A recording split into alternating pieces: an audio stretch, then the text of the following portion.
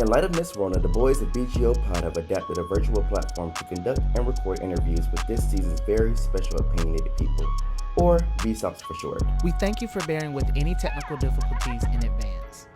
This pandemic has been raggedy, but in spite of, the conversations we've had with our VSOPs have been refreshing and were well worth the technical struggle. This episode is also brought to you by Anchor. If you haven't heard already, Anchor is the easiest way to start your podcast. Big facts. 1, it's free. 2, there are creation tools that allow you to record and edit your track straight from your phone or computer. 3, Anchor will distribute your podcast for you so it can be heard on Spotify, Apple Podcasts, Google Podcasts, and many, many more. And 4, you can make money with no limited listenership. It's everything you need for a podcast in one place. Carlton and I have been using Anchor for a few months now, and we're a bit obsessed. Download the free Anchor app or go to anchor.fm to get started today. Don't wait, honey. Your future listeners are waiting. Now, enjoy the show. You have reached the voicemail box of Carlton Taylor And Sean Brinkley. We are unable to answer the phone right now. So either fuck off or enjoy the show. Ain't a period.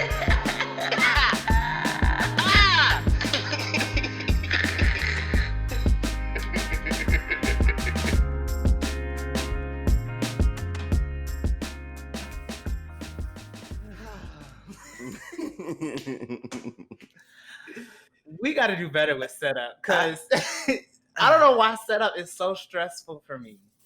Setup is so stressful. And what's crazy is, Carlton, I was so productive this morning. And I was so productive prior to getting here. You text me. I'm like, okay, cool. Light set up, computer out here, mic out here. And then... Yeah. It dawns. yeah, just... It's too much. It's a lot. It's a booty lot going on. holes. It's a lot going on. I saw you were really productive yesterday, too. I've been trying.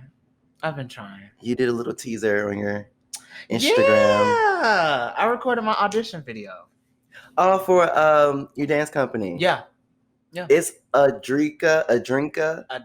Adinkra. Yes. Your ancestors just rolled over in their grave. Well, they didn't leave a book. So I'm sorry. Hell. Gotta figure shit out. Oh my goodness. Yes, Adinkra. Adinkra. What does that mean? It's like let me go to my because I don't want to misquote. He talking about my ancestors. Don't come for me, because I didn't say it wrong. I asked you how to say it, goddammit.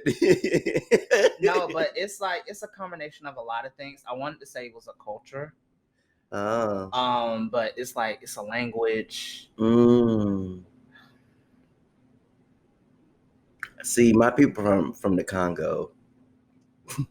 That's my grandpa said. That's why we so short. Yeah, I was like, okay, I guess. Oh, they done cleaned up the page. Come on, rebrand. Come on, refresh. Hold up, because I actually looked this I up. saw that Pornhub link. Get out my phone. I'm just trying to figure out what Andrinka mean. Okay. Actually, I think it's based off of a language, because there's symbols that represent concepts. So symbols, dancing. Yeah, so it's a language, I see the parallel. culture, symbolism, religion. It's all type of stuff. Oh, okay. So that's why I naturally say it's a culture, like a Dinka culture. But we may need to bring NK back on here for that, to clean that up. I don't know. Well, that could be something that you see on our Patreon account. Right, We don't have that, but right. anyway, maybe one day. Yeah. But yeah, okay, so how are you? How do you feel after recording that video? I feel a lot better than I did last year. Oh, did you have to record your video last year too? Yes. And my audition video, I mean, granted, it was in my apartment gym, so like the quality definitely wasn't like spectacular. Keely is gonna be so mad at us. She did it to herself. She did that and promises.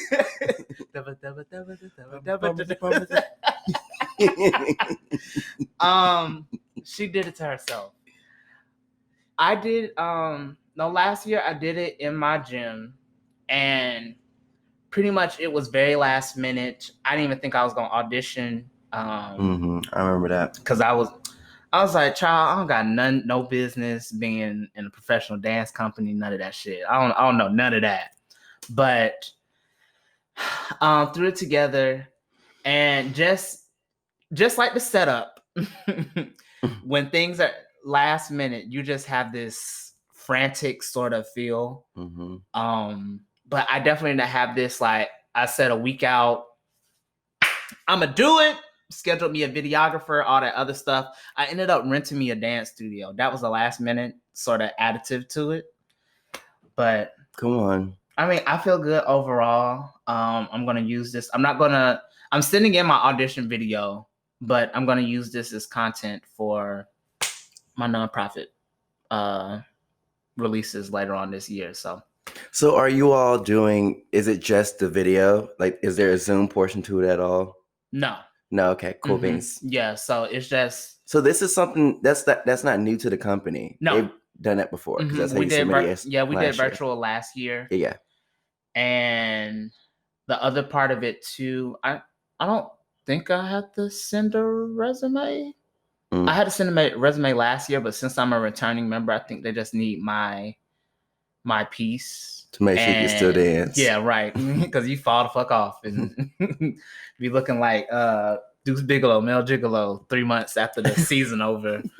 So blame it on the COVID. Blame it on the quarantine. And that's why, like 2 months ago, like in July, I was like, let me get my shit together because I know I have this audition coming up and I have been busting my tail in the gym. So, but yeah, I feel better. I feel good. Good. Yeah.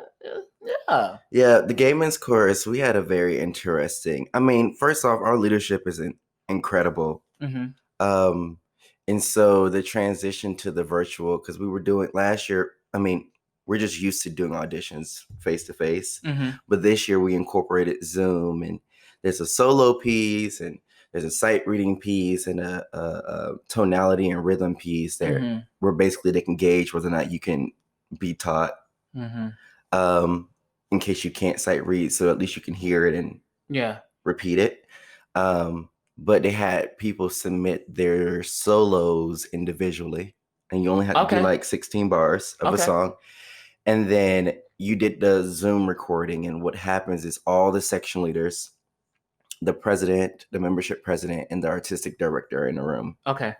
And so, yeah, like from what I heard, everything went smoothly. We use Zoom for everything, and the way Zoom has been built up in this period of quarantine is just absolutely incredible. You know, they're worth more than Starbucks now. Oh, really? Yes. I mean, I so can see it. If you're looking at stocks, try sliding in something in for Zoom, because they out here keeping corporate America sane. I can, yeah. And nonprofit America. Yeah. And just America, period. Yeah, like, we just got our what is it? Education license, corporate license, whatever the fuck. For the university. So. Oh, really? Because we didn't have Zoom. We have, I mean, because we use Outlook, the whole Outlook, Microsoft suite. Microsoft, so we use Office Teams. 365, yeah. But Teams can, Teams is, I don't have a problem with Teams personally. Teams is a lot though. Microsoft, and if y'all listening, sponsor us. Microsoft, Microsoft has so much potential, and I think you really have to sit down and figure out what it all is, because it's all integrated. Right. And so Teams can be integrated with SharePoint. Yeah. And like SharePoint is, I don't know. SharePoint is kind of like the hub for it all, essentially. But like we were thrown into it at my job after our IT outage. We were thrown into Office 365. And so we're still all fucking confused about how to utilize everything. Yeah. Because we went from having an on-campus server to having to use the cloud. Got you. And we had this thing called the letter drive. I'm not gonna say what it is because we ain't got time to be hacked again. But Jesus Christ. But basically we went from having that to having like a cloud-based thing, and all the older people were like, oh my God, what is OneDrive? Or how is that different from SharePoint? And how is that different from Teams. Yeah. And how is that different from Yeah. Planner and Stream and all that other shit? Planner. What the fuck is Planner? Planner, it's something that it's how can I describe Planner? It's like a to-do list, and you can do task management on it. So like you can have a to-do list for like a project, and you can assign tasks to people Okay. through it, and you can have, due dates. You know, there's a app program for Mhm. every motherfucking thing. I just need one motherfucking app, website, browser, computer, laptop that just do every fucking thing. If my phone can be my motherfucking laptop, that's what I want. Because it's too much sometimes, and I just got a handle on Teams and the fact that they want us to start using Zoom to do more breakout stuff and all that other stuff. Yeah, it's just it's a too lot. much. It's too much for me. It's information I can't overload. do it. Speaking of phones, have you upgraded to iOS 14? No, I you mean, got I mean, you see the notifications be popping up on my laptop and everything. So no, I just don't be having time. Just do it while you sleep. Like I be trying, but my phone and laptop don't be plugged up. So here we are. Sean, why are you choosing to live in like buffoonery? Like you deserve so much better. And my shit just be a glitching too sometimes. And you just be like, I pay too much money. Yes, you do, to not upgrade your phone. Yes. So upgrade your phone. Because I'd be ready to smack my phone against just I'm gonna do it. Oh my gosh. Self-care. Yes, self-love, self-care. Well, that's dope. I'm glad your weekend's been productive. Mine has been pretty cool. I had a family gathering yesterday. How was that? Mm-hmm. It was nice. It was for my uncle's birthday. And, last year we had the whole shebang bang because he was turning 50. Mm-hmm. And so to think it's been a year already is just mind-blowing to me. Jesus Christ, what a year it's been. Like the fact that September is like halfway over. Like fucking, no, fuck that. It's basically over. Basically over. Yeah. Before you know, it's going to be 2021. Yeah. And Joe Biden's going to be president. And we're just gonna let that just. No, that's going to become. Float in the air. Just Period. Manifest. Period. Because, marinate and just permeate all these spaces. Just act like the fogger I just put off in my room last night. How did that go? So my roommate Ethan said he found 3 roaches on their backs in the kitchen. And I was like, well, bless God, I only did my room. Mm-hmm. I only did my room because Nick is like sensitive to smells and stuff. And I kind of was running late. And so I was like, I'm just going to do my room because a bitch. Were they there? Nick was there for like 2 seconds and then he left. But there's no smell after though. When I came back, it kind of was a little twang. But were you gone for at least 2 hours? I was. Okay. But I was, like I said, it was just in my room. So like everything was like trapped in my room. Yeah. I was very concentrated. But for what it's worth, I feel very good about it. Mm-hmm. Because as you should. I woke up to the unfortunate presence of a roach on my fucking arm. And like I got these twists, and so I'm like, oh, it's just just the Marley hair. But I woke up and saw that motherfucker looking at me in the face, sleep like I told him to come to bed with me. Was this before or after the fogger? This was before. Okay, this is what warranted the fogger. Okay. Because I done had the foggers, but I was afraid that I was gonna blow my house up trying to fog this shit from these bugs. The only thing you was gonna blow up was the heads and them bugs. And I'm so glad because I did not invite that motherfucker to my bed, and he was just in there looking at me. And that's one of my worst fears is waking up. And there was a roach, and it happened. I'm sure you shitted yourself. I screamed. Nick was like, "Did you hear Carlton scream?" And I was so traumatized. Like I can't believe that happened to me. Like I washed all my sheets. Yeah. I was just I don't know. No, I Fuck that roach. I feel that because granted, that's a fear of mine too. I don't ever want that shit to happen to me. But mine is encountering like roaches with wings. That shit happened here. Cause I tore this place apart. There was bug spray all on the floor. And like the fucked up thing about it at the end, I thought I had killed it. It was on his back. That motherfucker played dead.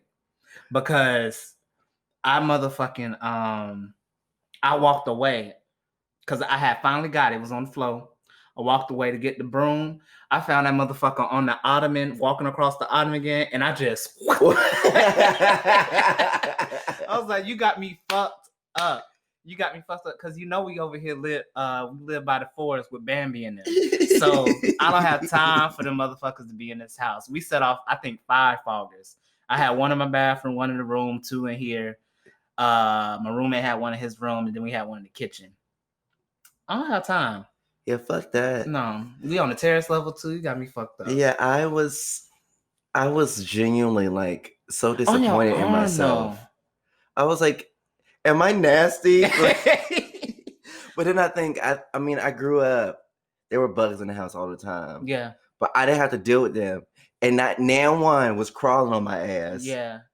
And so, but you know, they say that we eat our fair share of bugs while we sleep. Oh. Like, it happens. Oh my God. I just don't want to see it happen. And Demaya told me that her sister watched a roach crawl on her face. What the fuck? And didn't say anything. Oh. I said, Demaya, she was like, I wanted to whoop that bitch ass, but I couldn't prove You it. think? Never mind. I'm not even. No. Huh? I'm not even going where I was gonna go. No. Okay. Mm-mm. If Kiana's listening to this, she probably crawled under her bed. Right. She does not like bugs No. at all. Okay, God. So, Oh, but yeah. yes. Anyway, fuck the house. That happened on Friday. Gosh. Okay. And then no, what did I say I did before? Oh, so celebrated my uncle's birthday. Yeah. I cooked some fried cauliflower. That's like the staple from my vegetarian ass to bring to our family functions. Is fried cauliflower, and they tear it up. And then I left there. Is that like the one at Cheesecake Factory? Is it similar to that? Yes. Okay. Yes, and Cheesecake Factory's fried cauliflower is the shit. Yeah, that Korean barbecue sauce, that's slaps. pretty good. So it's very similar. It's like Southern fried. Yeah. So that's how I batter it, as if I'm making like fried chicken or something. But I'm weak. But for what it's worth, like it's just been okay. I did that, and then I left the house, and no, I left my mama's house, and I went to my house, and we had a welcome dinner for our new chorus brothers. Mm-hmm. And so that was really good, and we honestly were up entertaining them to about 3:00. So that's why I was just over it. Mm-hmm. Like I got up this morning and I was just like, no. So when you asked me earlier if I wanted something to drink, I'm going to decline. Yeah. For a long periodically time. I'm over it. Yeah, I haven't had a drink it's been a minute. That's good. I've been drinking since my freshman year of college. Like nonstop. I'm convinced. I mean, it's been like a month. That is so great. Yeah. I used to do that in college. Just stop drinking. Yeah. Most definitely. Well, I'm trying now because I did not stop in college. Yeah. I used to goddamn wake up, drink at night. Drink at night. Yeah. Nick at night. Everything. Every fucking thing. It's crazy. Okay. Well, on that note, we're going to take a quick break, and then we're going to come back and introduce our segment today. We're continuing a conversation about religion, and we're going to introduce our amazing, very special, opinionated people, our V-Sops. Yeah. We were just talking about drinking, too. Now we're talking about the V-Sops. I want to drink so bad. No, you don't. As someone that's currently, like, getting over a hangover. No, you don't. Fuck this keto shit, bro. You got it. Fuck you. All right, y'all. We'll be back.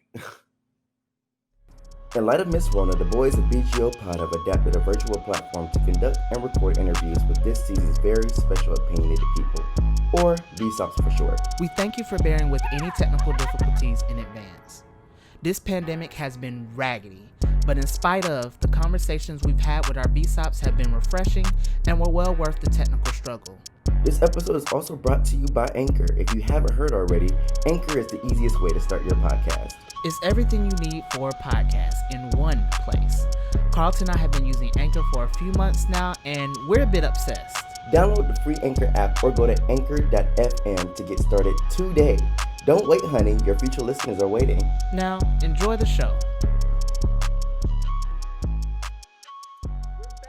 We're back.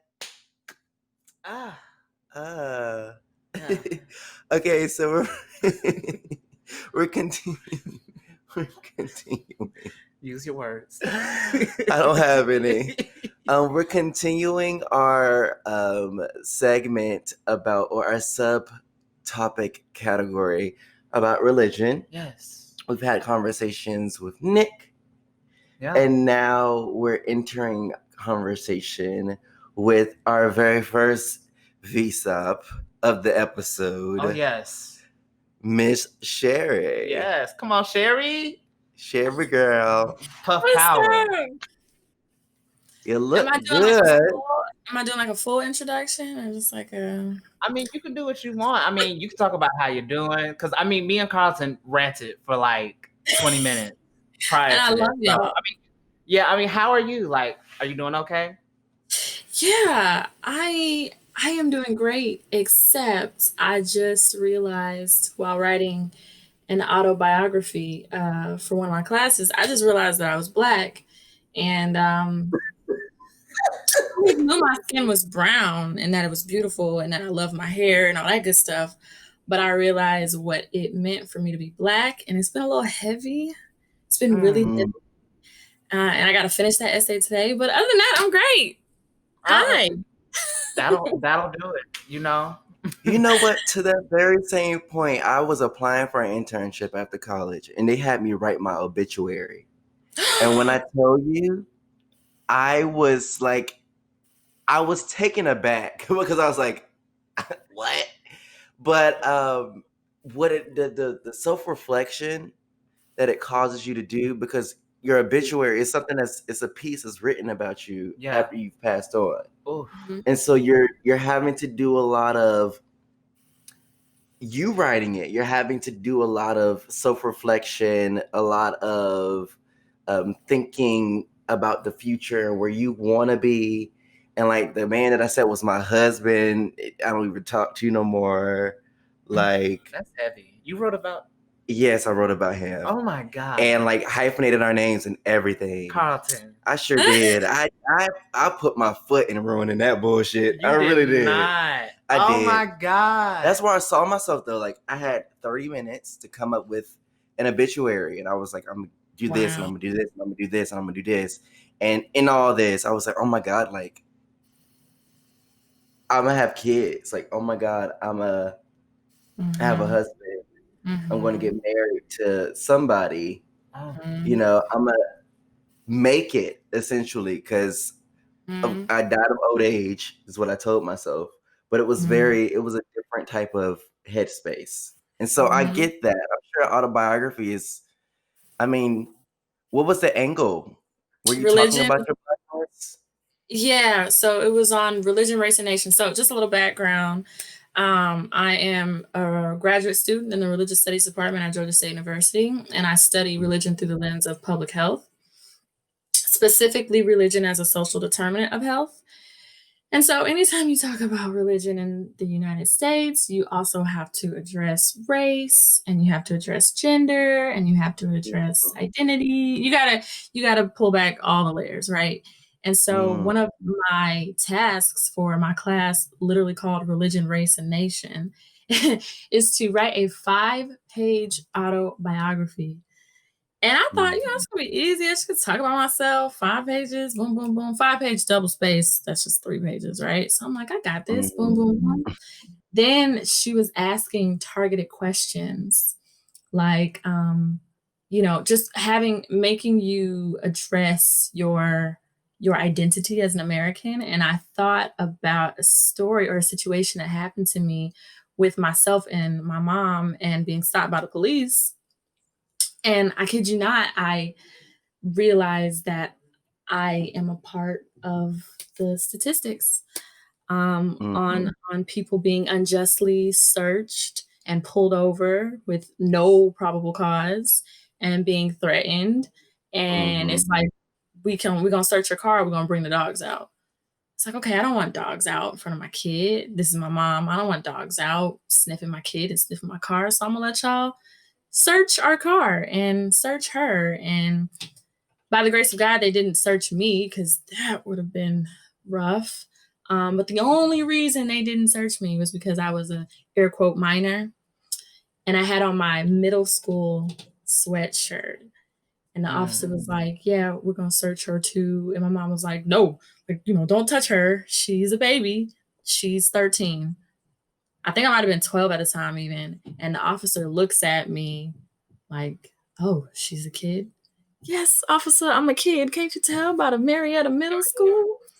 About Almost. half your height too, like uh, Anyway, there's that Yeah. reality check just Right. to remind me. Oh my gosh. That's So intense. it is very much so. Very much so. So tell us about this program that you're in. At Georgia State.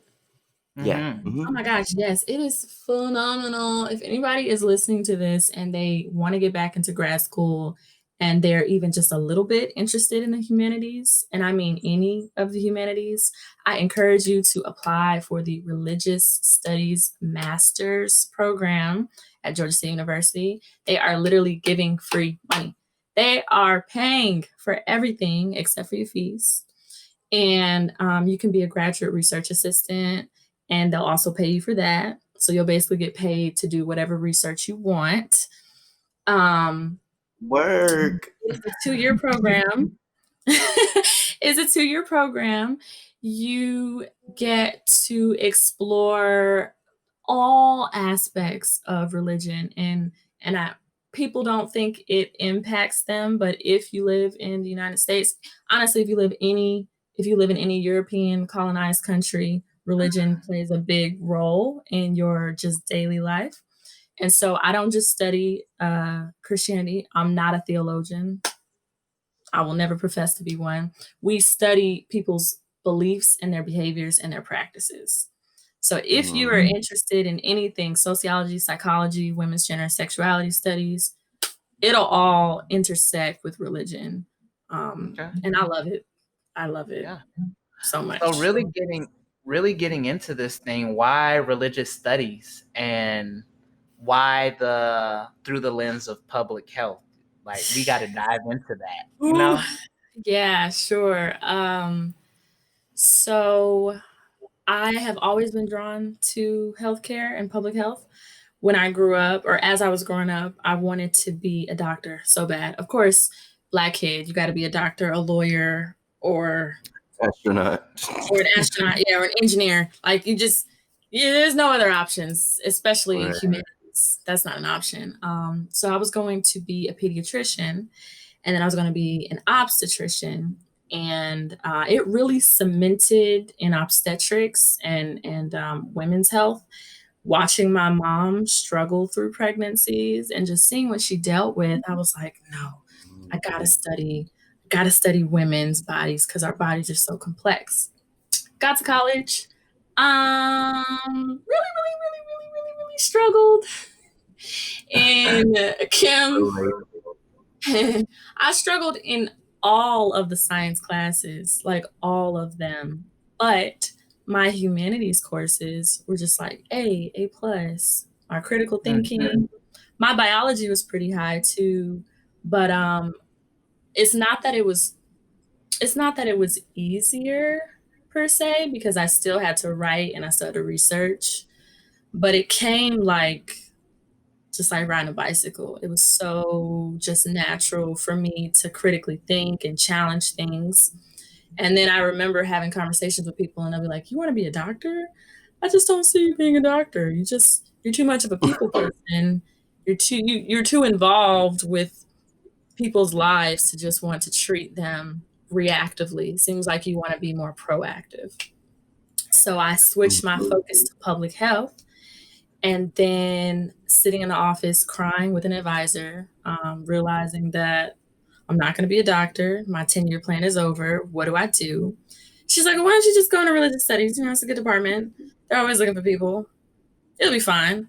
Get in there, and I love it.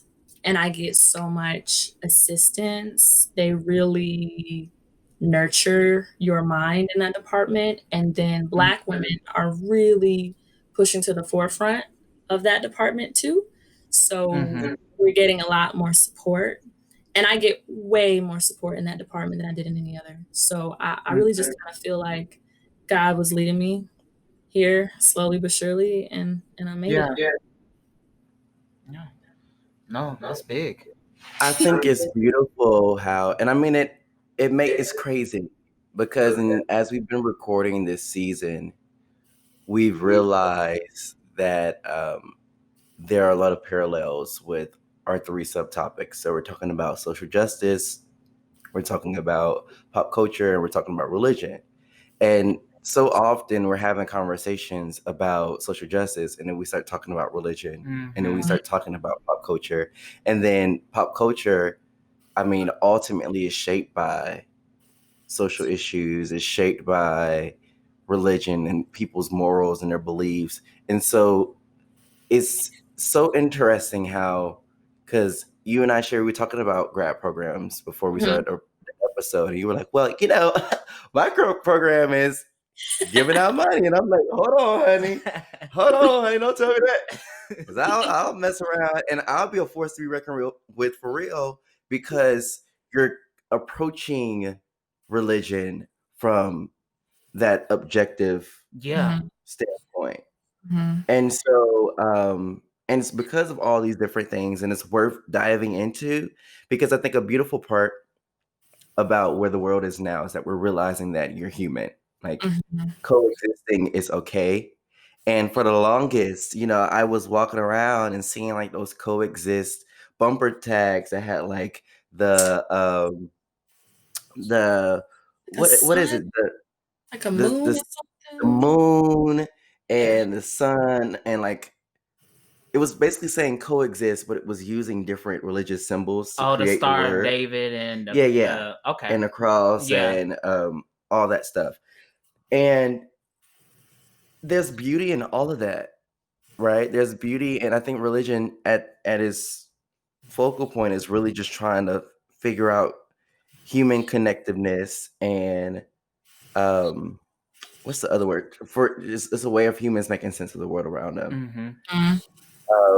And so, for what it's worth, and this is one of the questions that Sean wrote down, but there's that conversation between like spirituality versus being religious. And so I know it's it's big. And so do you feel like there's some type of a difference there, or is one of it extension of the other? So there is a whole subsection of religious studies that literally talks about this. Okay. There is an idea that people can be spiritual but not religious. Like that is an emerging identity. I personally don't see a difference in it, because I think people are still being guided by some sort of set of principles or beliefs that are positioned in a supernatural realm, right? So I'm not. I don't think. I think if you're atheist or you're agnostic, I think that's a different from someone saying they're spiritual or religious. But in my daily practice, when someone says they're religious versus spiritual, the main difference is some sort of connection to a physical religious institution. And usually when we're talking about spirituality, say that one more time. No, you said a trigger word that dived into in previous conversations about religion, but continue. We'll get into it later. We'll Are get you into sure? it. Okay. Stop me if I say something. If I Oh, say you're something. good. You're good. Okay. It was Okay. good, I'm Um, good, chicken. Usually when I hear spirituality talked about in the Black community, and also just an aside, when spirituality is talked about in religious studies, race is often left out, and that is an issue. And I've been bringing it to my professor's attention. Like, I basically can't continue in this class if we don't talk about race because it's bothering me. And we are talking about it, and he acknowledges it, and he's amazing. But the history, the research on spirituality has left out very important conversations of race. So that's a side note. But anyway, when we talk about Wow. spirituality in our communities, we are usually speaking directly in opposition to the church. We are literally saying, I'm spiritual, I'm not religious, because when I go to church, they told me I'm a hoe and I'm going to hell. And so I can't go back there. Or my mama was pregnant with me at 18 and they kicked her out, so I can't stay here. Or I'm gay and they told me I'm going to hell, so I can't stay here. I got to go. Usually that's what we mean. Other circles of people who are non-people of color, they're usually talking about something kind of similar in that they don't want an authoritative figure controlling their lives, so to speak, kind of down with the patriarchy and down with capitalism. But usually their identity, as far as their ethnic and racial identity, is not tied into it. So when it comes to us, when we talk about spirituality, it almost always has something to do with our race too, or our sexual identity, our gender identity. Come on, Sherry. See, I knew why. I knew we brought her on here for a reason. My spirit was telling me. What, did you have something? Well, I mean, for what it's worth, yeah, like shit. And I mean, what I'm starting to realize as I'm trying to figure out what the fuck, because there's just so much opportunity in having conversations like this and just thinking outside the box. Because like when you think about Christianity in the African American community and how it was basically like, how it was, I don't want to say gifted to us, but it was basically packaged up as if this like luxury type thing. Christianity. Right. And it was like, well, we don't want you reading the Bible, but y'all can sit in the back of our churches. Right. And then you think about the idea of the AME and the CME church and how those churches were funded by bigger white churches. Yeah. And it was delegated by the white experience and what white folk wanted their property, right, for lack of I mean, that's what they thought of us as, their property, to take in. Yeah. You know, it was their interpretation. And I felt in so many different ways, Black folk in present day, because we act like slavery was forever ago, and it wasn't. America is still a very young country, a young culture, compared to other countries and other cultures. In the grand context. And so we talk about it, and it's like, we have to recognize the issues within that space and why it's preventing us from going forward. Yeah. And the things that are being reinforced through the media that we consume, through the conversations that we have, through what's considered appropriate. Because you have a lot of people now who are just like, oh, the world is too sensitive, or Americans are too sensitive to this. And I'm just like, we're not sensitive. We're just... This is... What you did 10 years ago on MTV wasn't okay. Right. Like, I started watching Girlfriends. Did I tell you about the comment on Girlfriends? No, like, they found but a way I to saw something save on it. Twitter. They found a way to save it. Like, it was this conversation where William told Marcus, who Joan was seeing, that she was born a man, as if it was a bad thing. And then basically William said, "There's nothing wrong with being transgender unless you're not transgender." And I was like, well, y'all didn't have to say that. Yeah. Because you made it seem like it was just this bad thing where trans people are valid. Yeah. As fuck.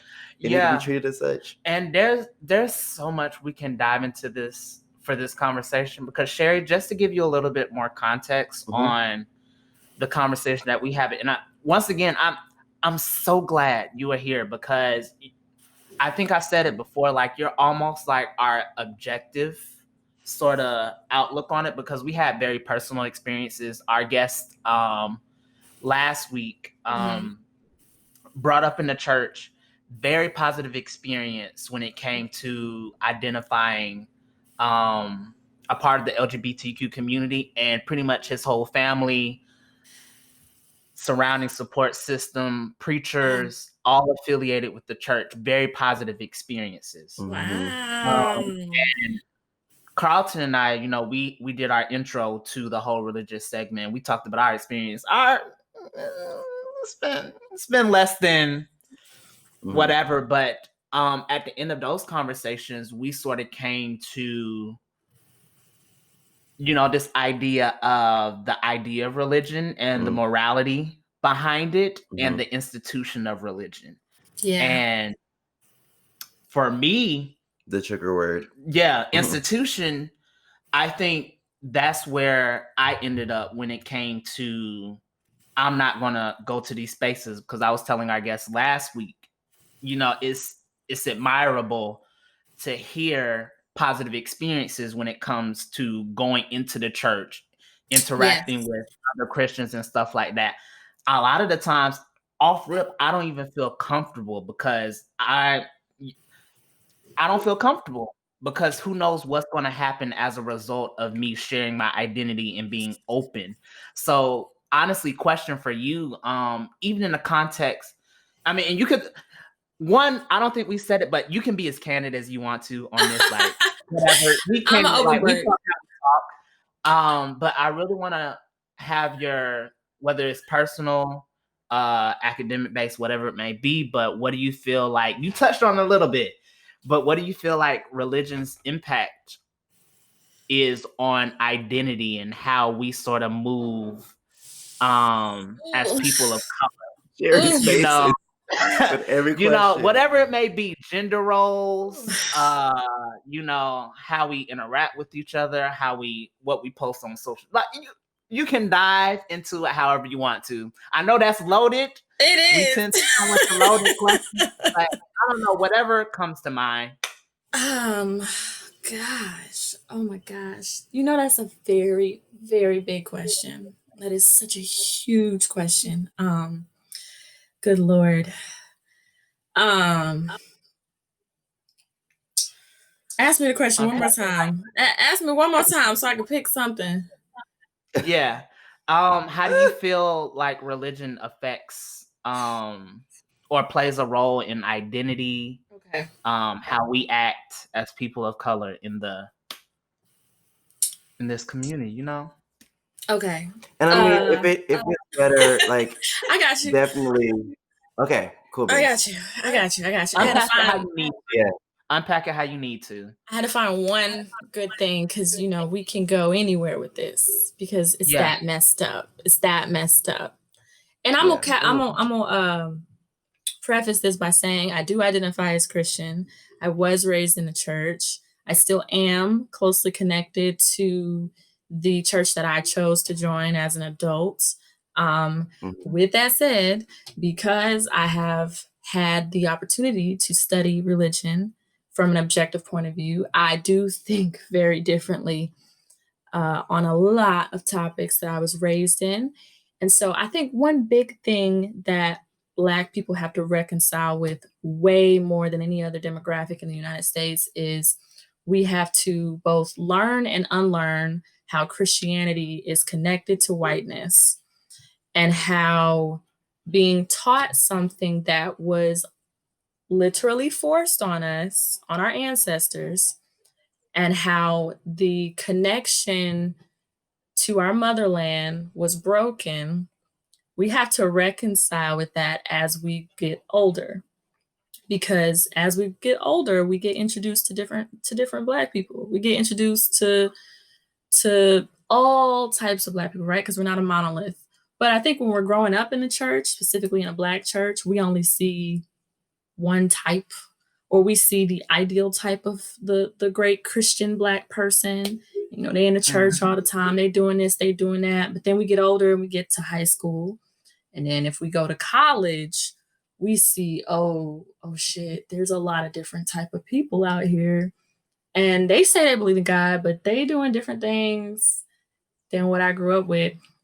So I know specifically for me, when I was in, I think my later years of high school, my first year of college, I had to deal with that question of Christianity is the white man's religion, right? I had to figure out what that meant and what that meant to me for people to be telling me that I was believing something that was put in place to oppress me. Mhm. And that was hard at first. I said, no, it's not the white man's religion. It's my religion, and this is my God, and this is what I believe. I was thinking in a very individual sense of, no, God has always been good to me. And oh, how naive we are when we're young. God is just this beautiful entity and just rose-colored glasses, right? And then as I got a little bit older and I studied a little bit more, it was like, oh no, Sherry, do you know anything about African traditional religions? Do you know anything about what they believe? Do you know anything about anything outside of how you were taught Christianity at church? Do you know that Jesus was not white? Like his skin could not have been light. It had to be dark, and what that meant. Do you know these things? What does that mean? Being in church and taught about sin and darkness being equated to sin. What does that mean for our dark bodies? Are our dark bodies sinful? Are our bodies sinful? Because that's what Christianity teaches, that darkness is sinful, or that's what at least one type of Christianity teaches, right? Purity culture, who needs to be pure? Women need to be pure. What types of women are seen as largely impure in society? Black women. I mean, it's just a whole lot. I don't know. Y'all, I could write a whole book on this. Y'all gotta give me an angle to go in, because I'm gonna go. No, I mean, what's crazy is you're touching on different things that we want to hit on and what we have hit on, because you said it in your I know, sis. I know. I'm getting hot, I'm getting heated, it's a lot. But you talked about, just in some of your opening statements, the difference of spiritual between people of color and then everybody else. It's Black gain, okay? So I don't really care about everybody else right now. I care about minorities, population, minorities, Black folks, LGBTQ. That's really my focal point, especially during this time and this season. But you hit on the main point of, when it comes to people of color being spiritual, it's always due to some sort of oppression or whatever it may be. Why? I don't know, just why do you feel like that happens so much? Do you feel like it's happening a lot nowadays? Do you feel like it happens less? Yeah, I think it happens just as much as it's always happened. Like the one thing, what were we reading? We were reading this one researcher. I don't even want to say his name because I don't want to give him any attention, because I don't care for his writing.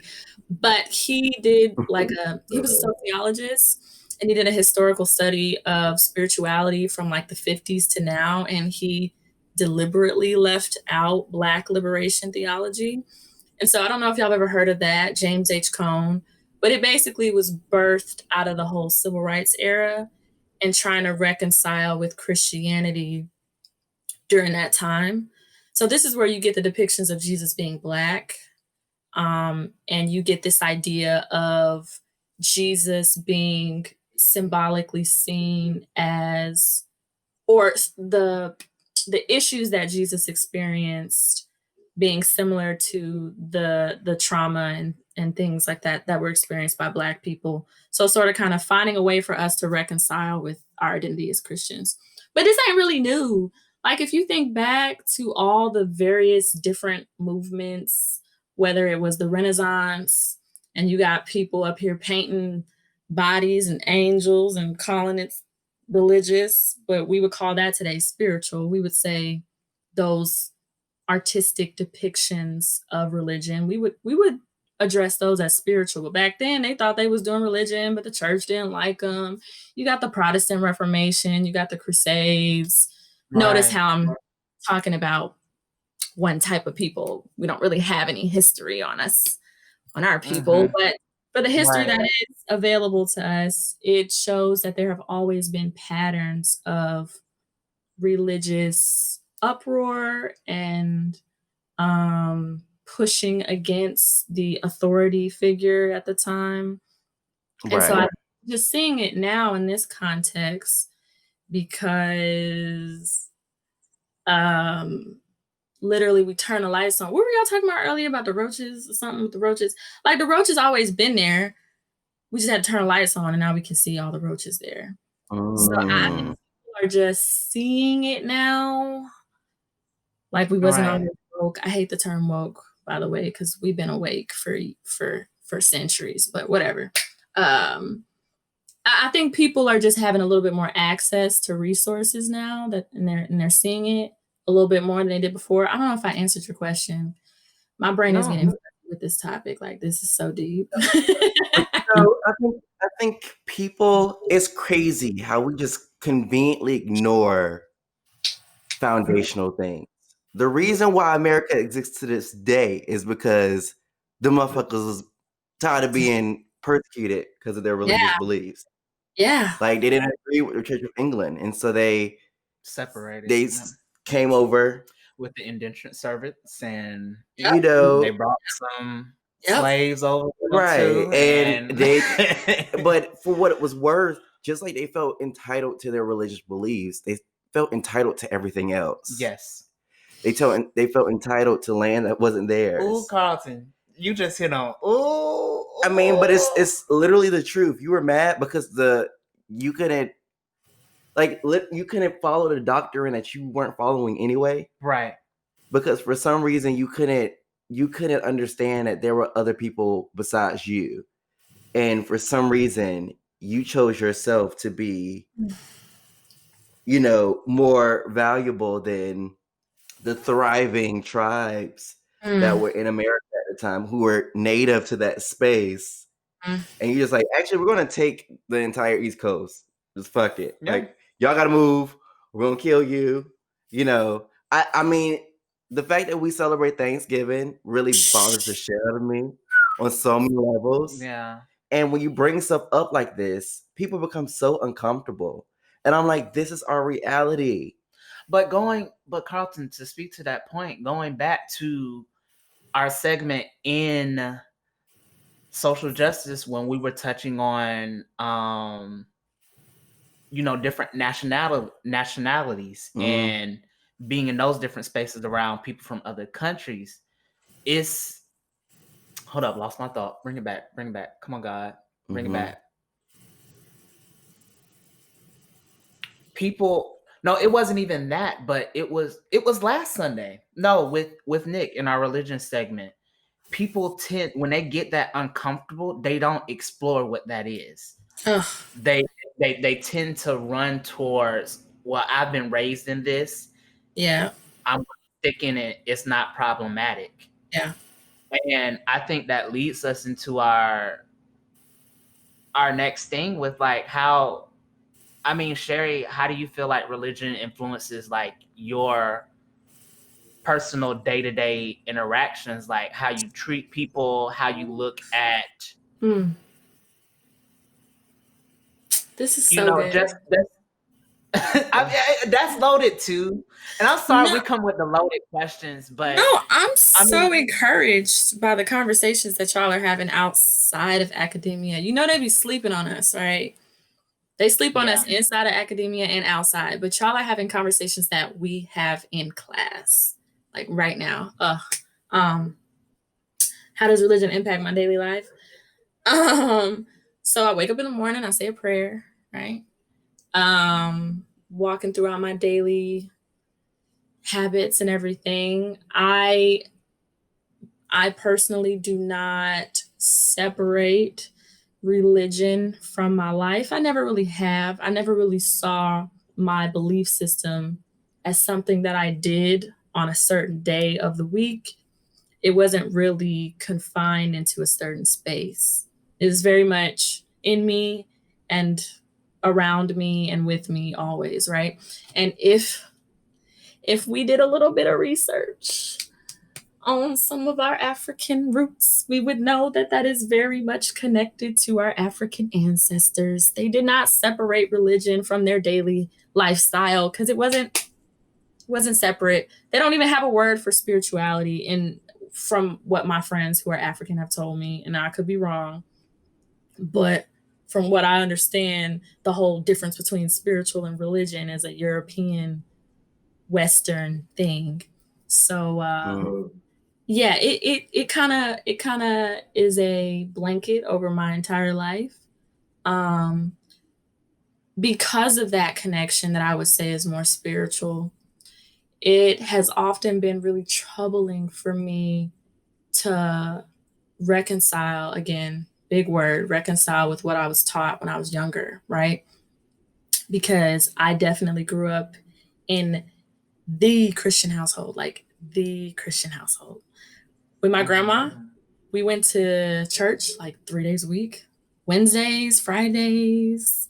She was an usher, so we was there on Saturdays. No, helping.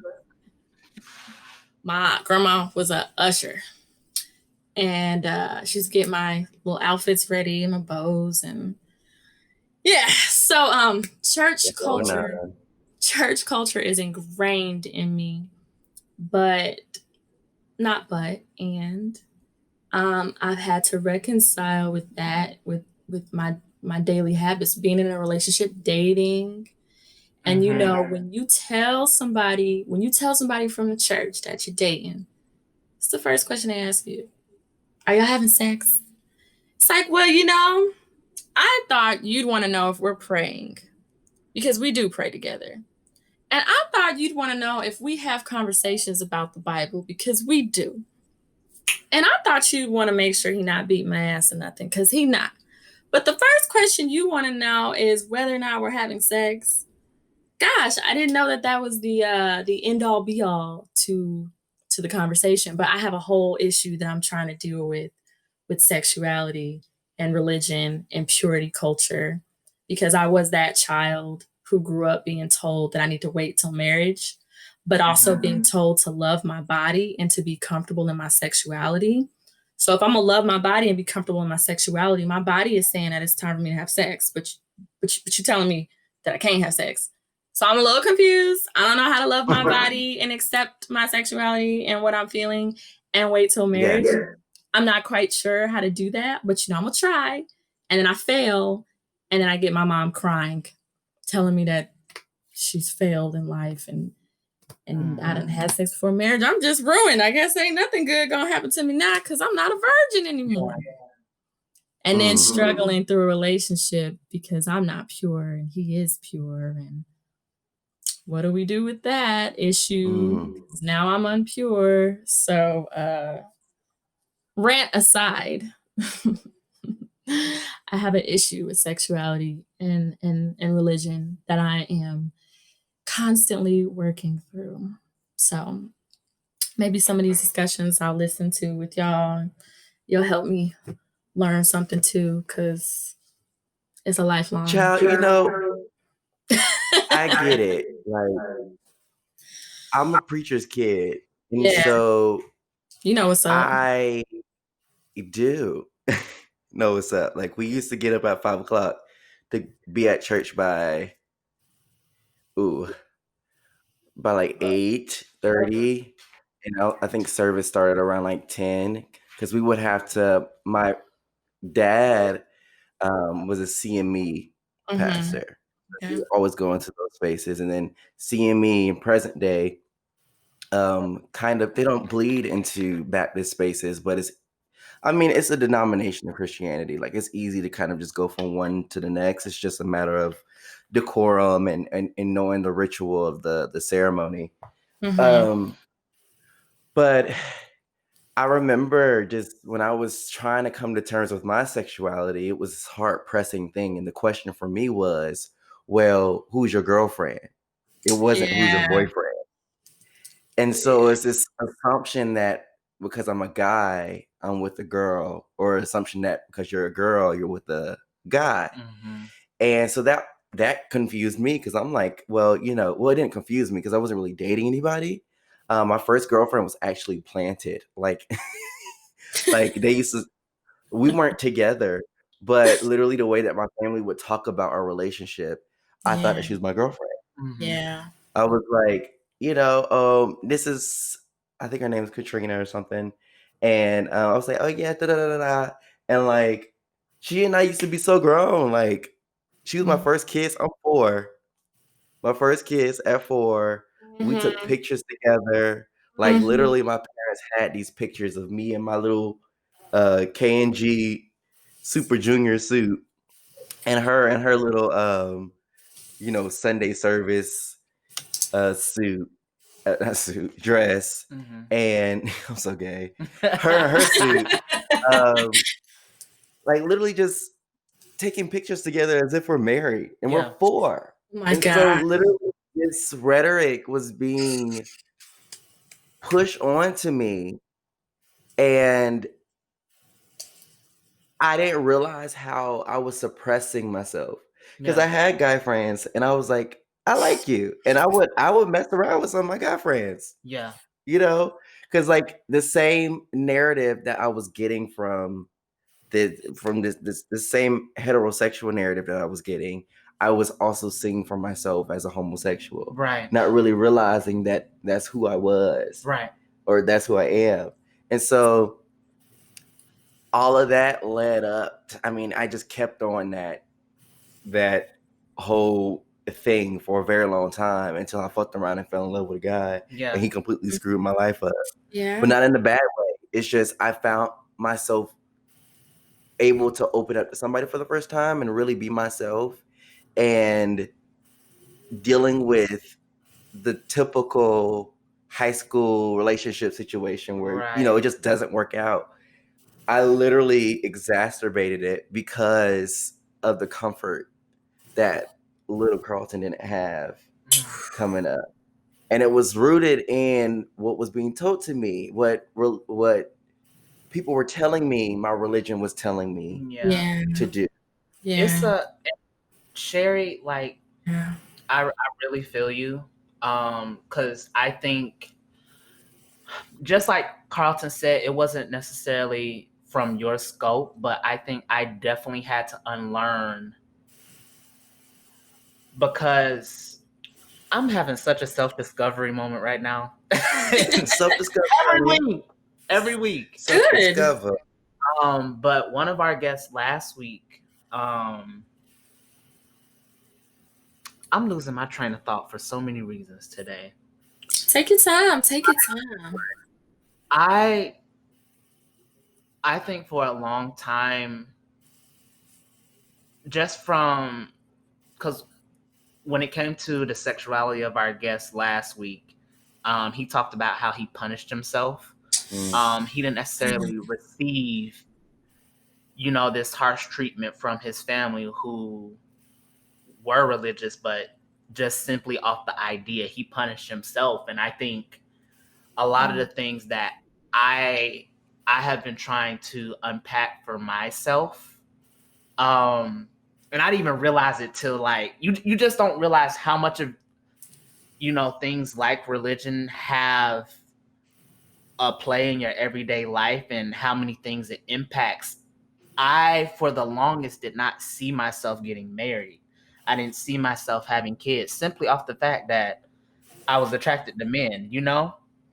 And me just having that realization now, I think from a very young age, off the rip of me liking men, like, all right, I know I can't be in the space of the church. I know I can't ever get married. I know I can't have kids. I know I can't ever have a regular relationship. I have to have sex before I'm actually in a relationship. Like all of these just sort of negative things began manifesting in my life.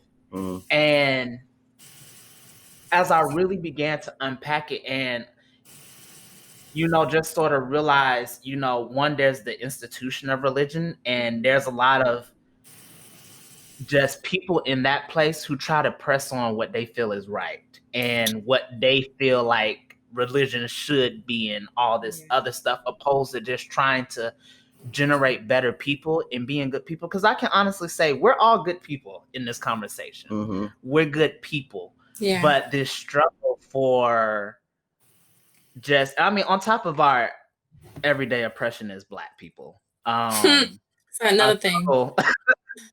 I struggle to feel some type of validation in this social construct that honestly people aren't even advocating for some type of normalcy outside of what's been portrayed for thousands of years. And it's sort of, because I'm not sure if this goes too far left or whatever, but I mean, it's one of the reasons why I wanted him on the show, but I'm gonna dive into the question anyway. I was talking to one of my fraternity brothers, and we sit and talk about social norms and just gender roles and these roles that are pressed upon us on a consistent basis. We got on, and I think this brings it home for the whole conversation and sort of where we may sit in for the last part of this. But when it comes to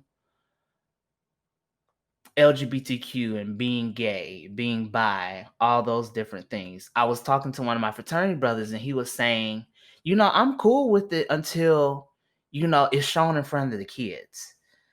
And I was like, okay. Problematic. I was like, can we unpack that? And he was like, sure. And it wasn't a hostile conversation. Of course, off rip, because I know Carlton be like, oh, you got me fucked up. And he would have went like, I'm not even about to have this conversation with you because obviously you're not even thinking about it right. But I tend to be that person who'd be like, to the hetero people, I'd be like, that's why do you think that way? Mm-hmm. And more patience. I really wanted to dive into that because it's stuff like that I experienced that made me feel just all this impurity, this negativity growing up. It's comments like that just made me feel unjust, and I actually never really did anything wrong but be attracted to somebody, be what my body is telling me to be. So I guess and Carlton, you can weigh in too, as always. Yeah, I ain't scared. When it comes to comments like that, I felt like looking at it now, I feel like that's honestly rooted in religion and a little bit, yeah. These roles that we wanted to play, because I don't even think it came from a homophobic type of mindset. And granted, we can define what homophobic comes from, but it was probably rooted in the fact that the church people didn't want people being gay. So this idea of protecting it, quote unquote, from the kids, because I was like, because I started having conversations with him. I was like, what does that even mean? I was like, you can introduce sex to a child, but gay, like, if we're going to talk about that, can we talk about the pedophilia? Can we talk about people being sexually assaulted? I think one of the shows that I was watching on Netflix, and before, I'm not even going to go down the rabbit hole. I'm going to let everybody else get their 2 cents in. But there was a show on Netflix that even talked about the rate of underage marriage in America and how many people are being forced into these things before they're even sexually ready to, not even sexually, but mentally ready to deal with some of the things of adulthood. So when it comes to just identity and advocacy, like not only with LGBTQ, but just anything that has been problematic over the years, like where you guys headspaces are. I mean, Carlos, I pretty much know what you are, but it's always refreshing to hear as Bro. we provide insight. But I mean, where you guys' heads are when it comes to some of these things that have been pressed on us for years. Sean, first of all, you said a lot for me not to address. So just like give me just a second just to say a little something. No, you good. Do what Yes. you do, girl. So much stuff. You just said so much. First of all, Carlton, to what you said, we don't even have a conversation about sex for real in the church. So I don't know how they expect for us to. I don't know what they want us to do. What do you want us to do? Where you want to shame a 13, 14, 15, 16. You want to shame an 8-year-old for having a conception or starting to conceptualize what sexuality means for them when just not too long ago, 15-year-olds were getting married and having kids. So it's not like our bodies don't start to go through puberty and start to change and start to do what they do as human beings. So naturally, we want to have a conversation, but we can't even have a conversation in the space that is supposed to be our whole identity, which is our religion. We're Christians.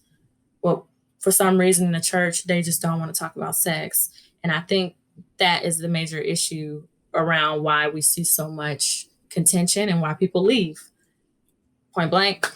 To you, Sean, you said, the comment that your friend made, or your brother, I think what you said, your fraternity brother made it, or your friend, or whomever. Yeah. No shade to anybody out there because we're all human and we all make mistakes, but that is homophobic. That is homophobic because I agree. It is saying that because you or because an individual has this certain they have this sexual orientation or these beliefs that we can't have that around children because that is somehow going to make them more gay or it's inappropriate, as if you can create a gay. Like, I want to see this. Where is this program out there to create a gay? Because I don't think you can create. Right, it's easy bake oven. Just like you can't It's easy gay oven.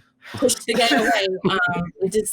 That's just not how sexual attraction works. You can't make it happen. Anyway, that's homophobic. And I think we need to start saying that stuff is homophobic because we are deeply homophobic in the Black community. Yes. And that's okay if we reconcile with it and we talk with it and unpack it. Trigger warning, trigger warning all day. Trigger warning. I'm about to talk about the R word. As someone who's been sexually assaulted, I'm about to talk about the R word. There is a huge history of sexual assault in the Black community from our oppressor, specifically male to male, male to female. It didn't matter. They did whatever they needed to do to make us feel like we were inferior. So that meant that they were raping both men and women, period.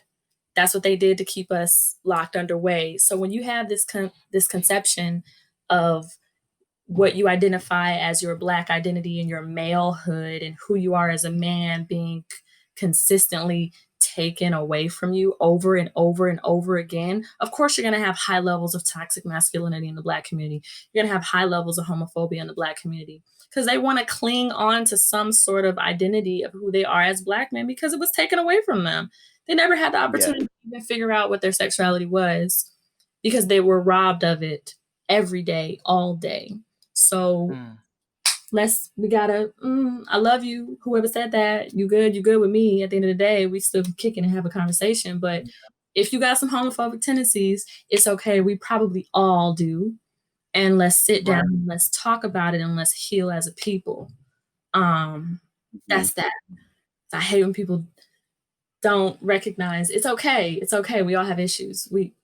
Especially if you're Black, we deal with so much. So it's okay to just call it what it is and let's heal. But as y'all were talking, I immediately thought of Jackie Hill Perry. Y'all know who she is, right? No, educate us. Who is that? I feel like I'm terrible with names. Yes, you do. You know who she is. She is the woman who she had the book Gay Girl, Good God. And she talks about how she was a lesbian and basically decided to or God. She decided to follow God and not partake in those homosexual practices. I know how it sounds. It's actually the conversation that she is allowing people to have about same-sex attraction. That's, we call it a Christian circle, same-sex attraction. The conversation that she has allowed for people to have now is actually really needed and necessary. I think a lot of people historically, they don't feel comfortable with the idea that someone was a lesbian and now they're saying they're not a lesbian anymore because they done found Jesus. It makes them feel like they prayed the gay away or something like that. So that makes people uncomfortable. However, some of the conversations that she has, just actually having a conversation about sexuality and attraction in the same sentence as I'm a Christian, and she's going into Christian spaces and making people have that conversation. It's amazing. I took notes on So that. what's her stance? So her stance is, because it sounds very Donnie McClurkin. No. So is her stance it's not to devalue or to remove the validity out of the LGBTQ experience. She's just speaking from her own experience and going into places and talk like. She is, from what the feeling I get from her is it is what it is. It is exactly what it is. It is that homosexuality is a sin and this is a sinful nature, and you shouldn't be participating or partaking in those practices, which I think where she comes from with some of that is a little flawed. But she is very much, like a video I watched about it today was that she still is attracted to women. That attraction didn't go away. And I appreciated her for saying that, because I kind of think if you're gay, you're gay. I can't see myself ever not being attracted to what I am attracted to that is healthy for me. So I can't understand how someone who's attracted to what they're attracted to could all of a sudden just flip that attraction, but whatever. God moves mountains. Air quotes. Air quotes. She said, I'm still attracted to women, but I don't choose to act on that sinful nature, right? Those sinful habits. She is married to a man and she has kids. And she said, I quote, I am functionally heterosexual. I love my husband and my children, but I suppress my sinful nature because the fact that I know what that means. What? Functionally heterosexual. She has to Why do I suppress those sinful temptations, right? And then the guy listening to her was like, oh yeah, I get it, because it was Kev on stage. Oh yeah, I get it too, because I still see women, and I'm attracted to women even though I'm married. And I'm just thinking in my head, y'all, that's not the same thing. That's not the same thing. She is suppressing her identity, because being sexually attracted to penis and seeing an attractive guy walk in front of me does not take away the fact that I can still go and have a relationship with a man and fully live out my experience as a heterosexual woman. But what Jackie Hill Perry was saying is that, oh yeah, I have this attraction to women. That's what I'm attracted to, but I choose not to participate in that attraction because I'm Christian, and to be a Christian means I might have to struggle. So, we are struggling. But that's it's interesting. I can see how it create Carlton like I can see how, and of course I'm the one to be the goddamn. I don't buy that shit. I can see how it creates an environment for people to talk about those things in those spaces, especially if she's going into those, spaces where it's not even talked about at all. I can see, because she's opening up people to think outside of what it means to be whatever religion, Christian, whatever. I think the only thing for me, and I will let Carlton say his piece, Mm-hmm. because I can see it on his face. I think the only thing problematic for me, and what I think this is what happens across the board, and why, shit is already fucked up.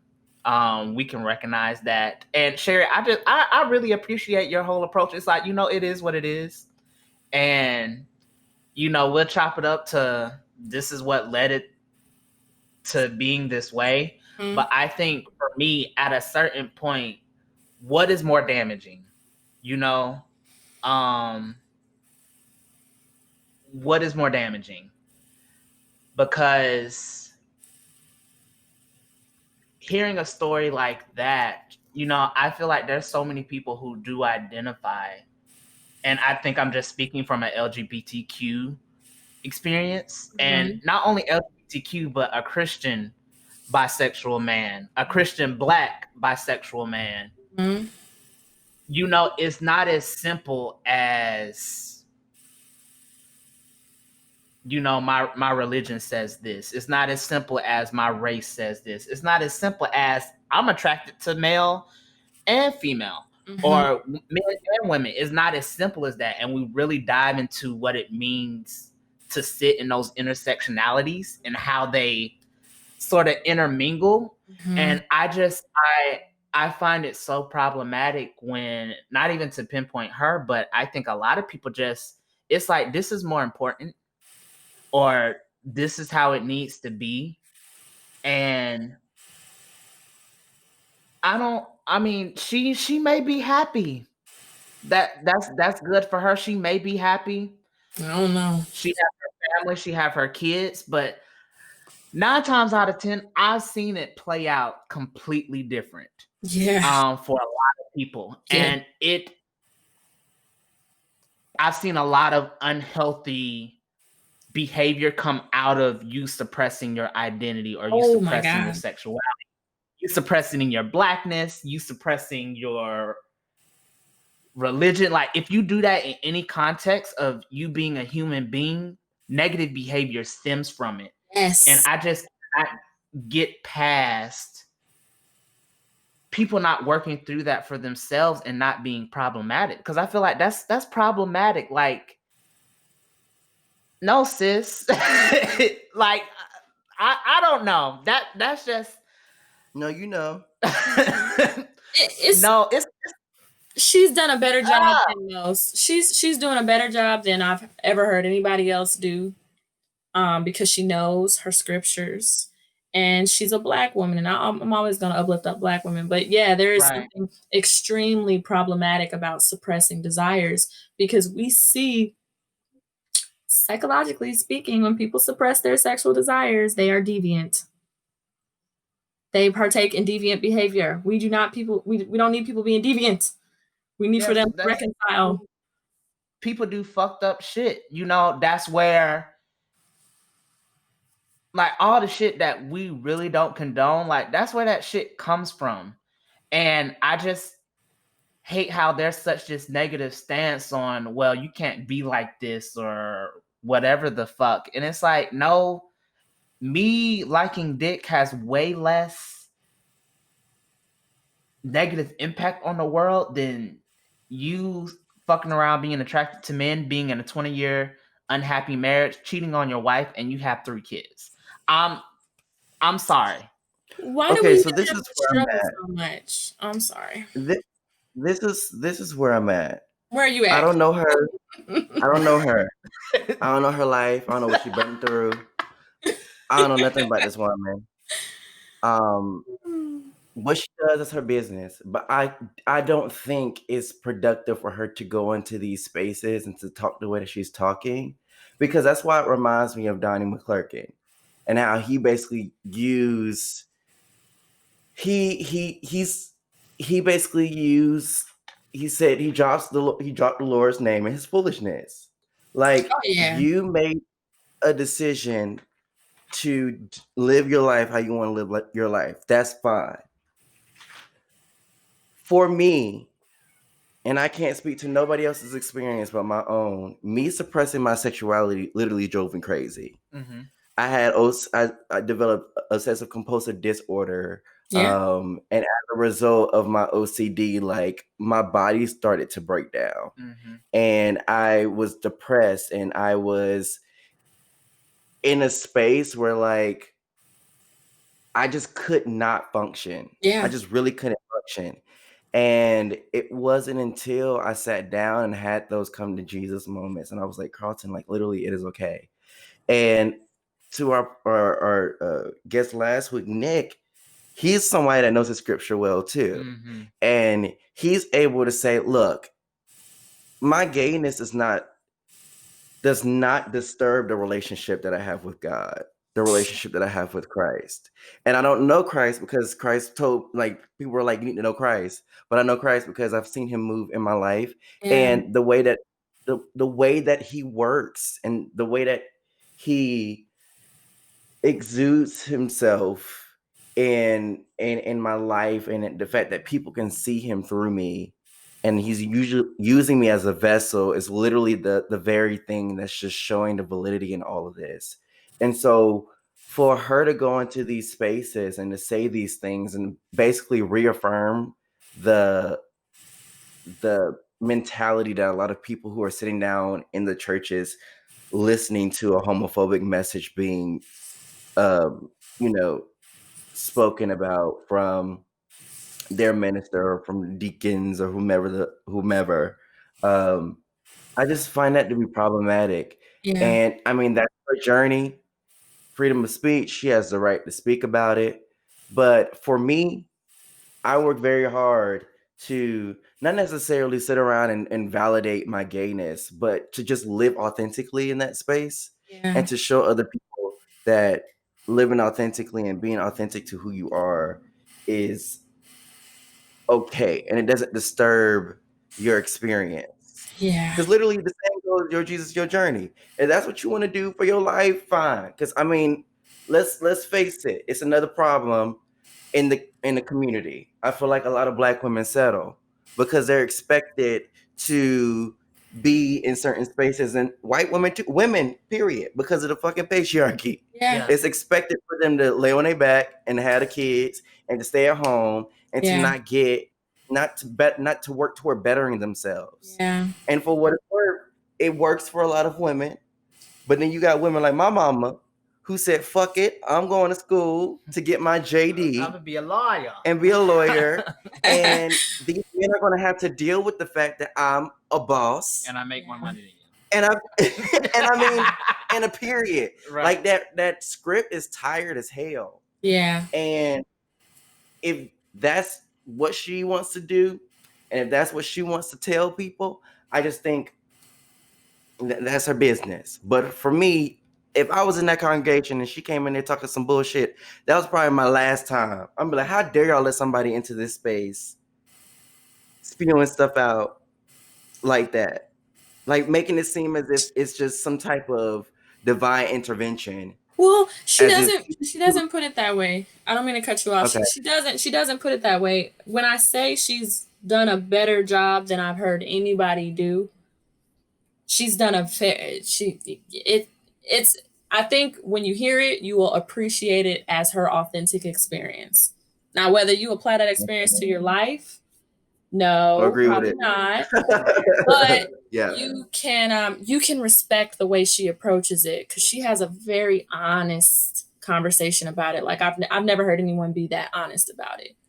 I find it problematic because she still is in the mentality that we gotta struggle to be Christian. And I'm not with the struggle theology. I'm not with it. Yeah. I don't need to struggle to love. I don't need to struggle to be loved. And I don't need to struggle for God to see that I'm worthy of God's love. Okay? No. I was born as a child of God. So therefore I am worthy of God's love. I don't, what else I got to do? What else you want me to And that's do? just on period. Period. That's it. That's all I got. Okay. Well, that drained the living shit out of me. So that was deep. it was That was deep. deep and intense. It was deep. Like, You have to never go mind. pray. I mean, yeah, pulsating. What you want to do? Can we take a break? Yeah. Hey, Sean, have you heard of Our Palette? No, child. What's Arts Palette? First off, Our Palette is an online platform providing a digital community for Black-owned businesses and everyday customers to interact and connect. With a buyer tracker app currently under development, customers can upload pictures of their receipts and input the dollar amount they spend at Black-owned businesses. Oh, okay. Well, this would make it easier for consumers to practice group economics and support Black-owned businesses and track their spending metrics. Period. Now, if you want to learn more about Our Palette, you can follow them on Instagram at r.palette, palette spelled Palate, on Facebook at Our Palette by EPN, or at ourpalette.com. Dope. All right. We are back. I think the break was needed. Yeah, I had to pee, so. Yeah, I think everybody had PP. Yeah. Let it go. Like Frozen. But we digged in there today. No, we did. We digged. Yeah. That was insightful, but I always enjoy conversations like this because there's always some type of professional personal reflection that I just grasp from it. I don't know, that sort of takes me into my week, since we do record on Sundays. Cher, do you have any final thoughts, any takeaways, advice for the people, that you just what do you want to leave folks with out of everything we sort of went over today? Yeah. I want to leave folks with, if you are Christian, you believe in however you were raised in that Christianity, just know that God does love you. And never been a question about that. That's never going to be a question. And that God is not a man. God is not a woman, even though we put this pronoun he on God. God is not a him. God is a God. And you should go to God, have a conversation with God, and wrestle with questions and concerns that you have, and know that those questions may not be answered. However, you will begin to learn things about yourself, and it's a journey and it's a process.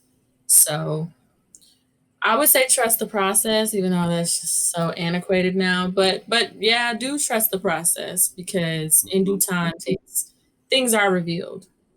But just remember that you're loved. Oh my gosh, you are loved so much.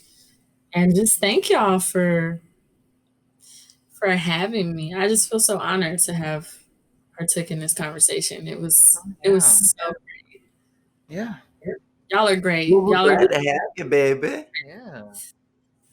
anytime y'all want me to come back, I come back. Oh, period. Sweet that. Sweet that. We was scotching. We put something on your calendar. Do you have anything for the people, Carlton? Where you at? How you feeling? I'm feeling all right. I think the biggest thing is, if you weren't valid, you wouldn't be here. Right? And so, for what it's worth, there are thousands of religions, there are thousands of cultures, there are billions of people on this planet, and there's validity in every single one of those experiences. So for what that's worth, I think just if you just ever feel invalidated by something, don't. Like, everything that you think you should be, honestly, is like, if it's not reachable, or if you don't see that for yourself, it's not yours to have. And so that's why I'm always very hesitant to be like, you know what, I'm about to judge this person, because first off, it's not my right, it's not my place to judge anybody. I think all in all, I just want to share love, and I've said this before, the most imperfect thing that we do as humans, or the most perfect thing that we do as imperfect beings is love. And so keeping that in mind can help you facilitate so many situations when things get complicated. If you lead with love, it makes it a lot easier for you to break down those things and to make it a lot more obtainable or just palatable. Like you're having a difficult conversation with somebody, like your coworker pissed you off because they sent you this project a day after the deadline, and now you got to present to your supervisor why something's late.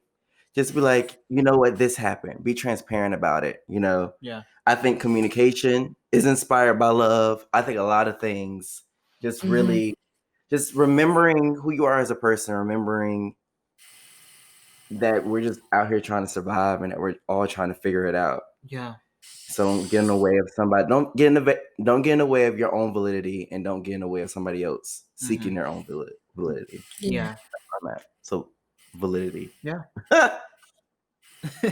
Not the check mark. Yeah. Check mark to do this. I'm valid. Put that on your new iOS notes update. Oh my goodness. Have you seen those people like completely customizing their homepages? Yes. I'm worthy. I'm valid. I am loved. There are, sweetie. LOL. For me, and I think Sherry hit on it towards the end before we went on break, but I think definitely what I've came to in the past couple of weeks, actually by myself, this idea that we have to struggle to be happy or have some type of fulfillment in oneself. I completely threw that concept in the trash, and I've really been trying to unlearn the behaviors that promote that type of energy in my headspace, because I mean, even if we want to bring it back to God and the fact that we've been put on this earth to do with things, there's an abundance of positive energy, love, whatever it may call it, for us to do well and to love each other and to be good towards one another. There's an abundance of energy, and you're not meant to struggle. We're not meant to struggle. We're meant to, it's so much easier for you to smile and for you to help out someone else than to hate and to, just do all the problematic shit that niggas be doing out here, leaving folks on red. Granted, you got to leave folks on red sometimes, but I mean, going back to I am worthy, like I was put on this earth for a reason. I was put on this earth with certain talents, perspectives, whatever it may be. And going back to the word abundance, like there's an abundance of opportunities for me to not only better myself and to live a fruitful life, but to spread that among to other people. I think that's where I am at the end of this conversation, really. Okay. I live for that. Well, to quote my new home screen on my iOS 14. Come on, update. I am pro-Black, pro-brown, pro-reefer, pro-gay, pro-choice, pro-trans, and pro-ho. Why did you have to say reefer? Because weed is just so... That is so Harlem Nights. I mean, old school. I want to be... Okay, whatever. I failed to be politically correct. Your again. whole face went black and white when you said reefer. Really? Yeah. Well, I just wanted to be like I saw early 1970s television show, Reefer. I was honestly going for like Aunt Bam. Okay. Because she say reefer. Yeah. I see it. Yeah, I don't know. But I mean, that's telling because anyway. Man. Y'all, it's been nice. Right. We need some reefer after this. Goddamn. I just need to go to sleep. All right. Well, you good? Yeah, I'm good. Okay. Well, thank you so much, Sherry. I love y'all so much. This was great. Love you too, baby. Alrighty. Thank y'all for tuning in. Right. Skadoosh.